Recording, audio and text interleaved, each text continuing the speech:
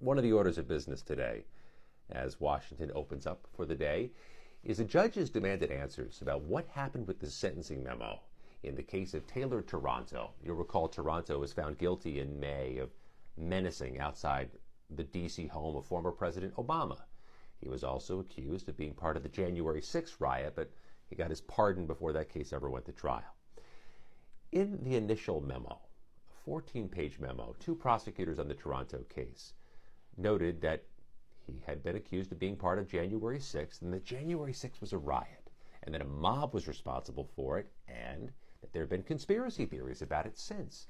And in that initial memo, they noted that it was then former President Trump who appeared to have posted the Obama address publicly for the likes of Taylor Taranto to see. That memo vanished midweek. You'll recall a new memo, a shorter one, was then posted by two different prosecutors.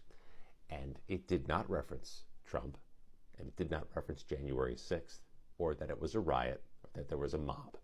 In court on Thursday, judge sentenced Taylor Taranto basically to time served and 3 years supervised release with some restrictions. Not much of a surprise. But there was a crowd in that courtroom to hear what was said about that disappearing memo and the erasing of January 6th. The judge complimented the former prosecutors who had issued that memo, saying they did good work on the case and they should be very proud of how they've conducted themselves.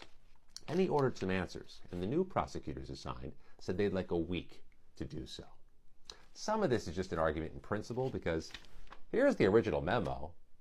We found it, we saved it, we printed it, we screenshotted it at the time before it vanished. But there is an issue of practicality. According to former Department of Justice officials and attorneys who've spoken to me, they want to see how this ends up, because there's the risk of a chilling effect on future prosecutors in future cases if this erasure goes without answers.